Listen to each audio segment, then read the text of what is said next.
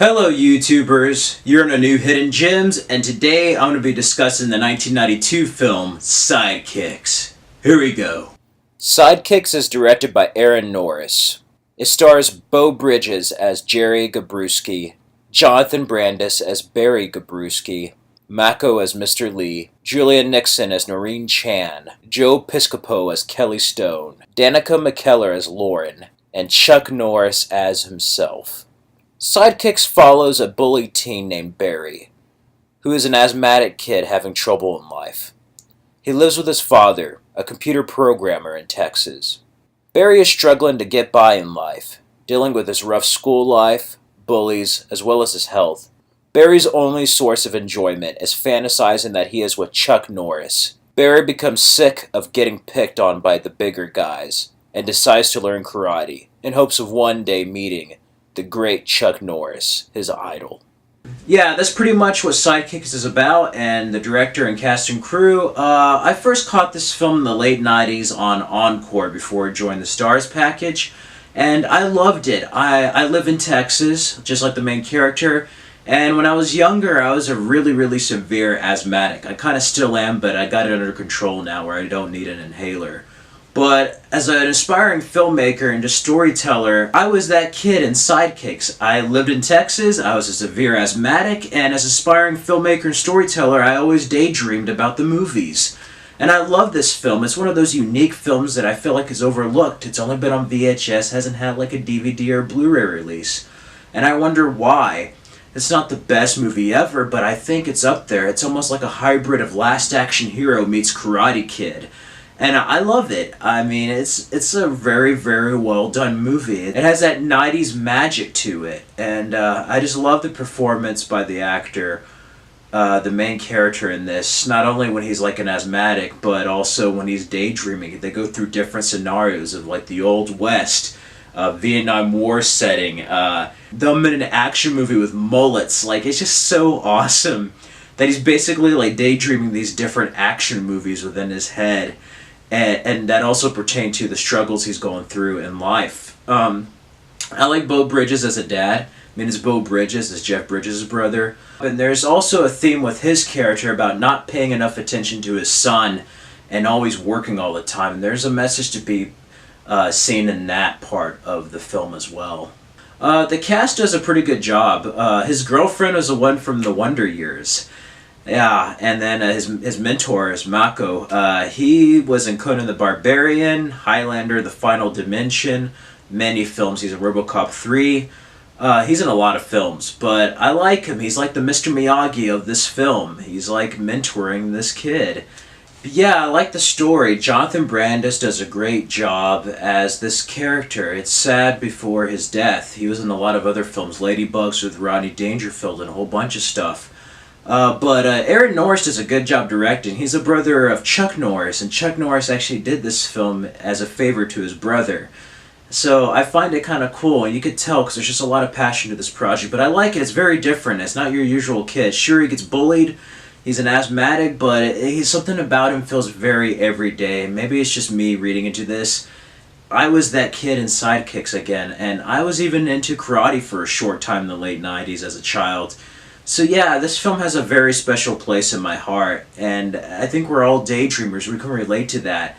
Just going through hard experiences in life and just kind of fantasizing of a better world. But I do like the training stuff, and then ultimately the end is very Karate Kid, and I like Joe Piscopo's role. He's actually very funny in this movie. Of course, he's kind of a jerk, but you know, that's kind of the territory with this character, and I like that last fight between him and Chuck Norris. It's just hysterical.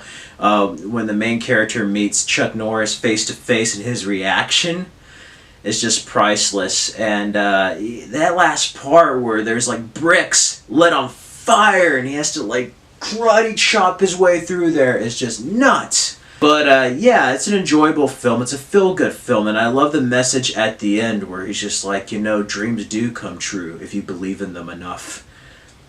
And I love that. There's a central message to it, and he overcomes that. He gets to meet his idol, but ultimately he gains strength.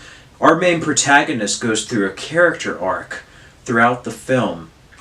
And again, it's regarded as a loose remake to Karate Kid. There's a lot of similarities, but in a way, it's almost like, Bill and Ted being similar to Back to the Future. I like this movie. It's a very heartfelt moment. Now, there is some mistakes. Like, there's a part where Beau Bridges is talking to the teacher who is his mentor's niece, and, like, you see a boom mic above his head disappear. And I never caught that before. Maybe it's just being a background of film where I get to catch mistakes. I'm like, holy crap, that's a boom mic.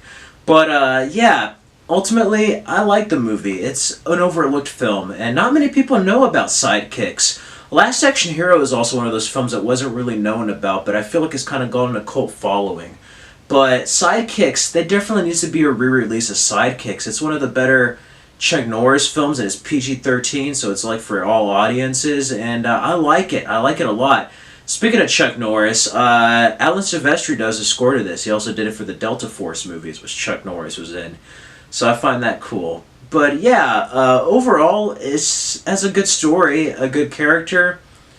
I like the editing and everything again between the dream sequences. It's just so awesome how he just sees Chuck Norris as his idol and he imagines being his sidekick. I guess in my life it would be like if I was a sidekick to Batman, but not in a Robin way. But yeah, Sidekicks is just an awesome film, guys. And if you haven't checked it out, it might be here on YouTube, but it might be on Amazon and other places. Definitely check out Sidekicks, especially if you're a fan of any films, if you're into martial arts, a Chuck Norris fan, like movies like Last Action Hero that are a little meta.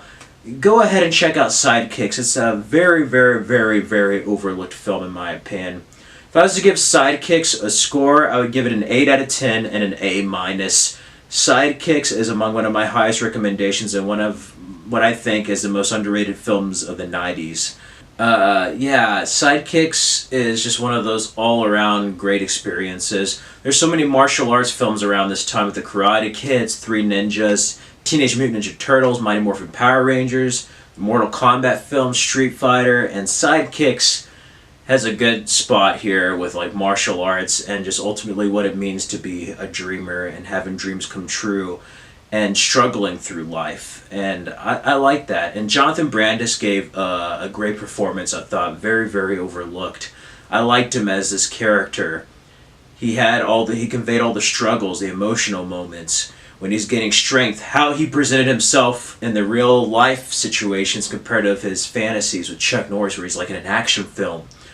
It's very sad that he passed away at a young age to taking his own life, but yeah, he did a good job, and Mako, I like his role in this. It's very different. He's, again, the Mr. Miyagi of this film. And I like the tournament at the end, and that Joe Piscopo fight with Chuck Norris is just hilarious. All around, it's just a feel-good family movie, and go see it. Go see Sidekicks. Seriously, go see Sidekicks, right now. I'm not saying it's going to blow your mind as, the Citizen Kane of films, but it's a very, very overlooked film. And again, if you like Karate Kid, a whole bunch of martial arts films and everything, go check it out. It's one of the most overlooked films, and it needs a damn Blu-ray release or even a DVD release. It just needs a new re-release somehow. Sidekicks is too good of a movie to not have a re-release. I mean, Highlander 2 has multiple Blu-ray releases. Where's Sidekicks video release? There's been worse movies out on Blu-ray already, and Sidekicks needs to be re-released in some type of format, whatever. Seriously, it's an overlooked film, and I consider it to be a hidden gem of the 90s. Anyway, that's it for my little quick review and thoughts and just all-around exposure of Sidekicks to you out there. If you haven't seen it, find a way to see it. You'll like it, especially if it's a family movie or into martial arts. If you have seen Sidekicks, let me know what you thought about it and what were your favorite moments. Anyway, that's it for this Hidden Gems of Sidekicks. If you like this, feel free to comment, subscribe, like my other videos, and check out my other videos.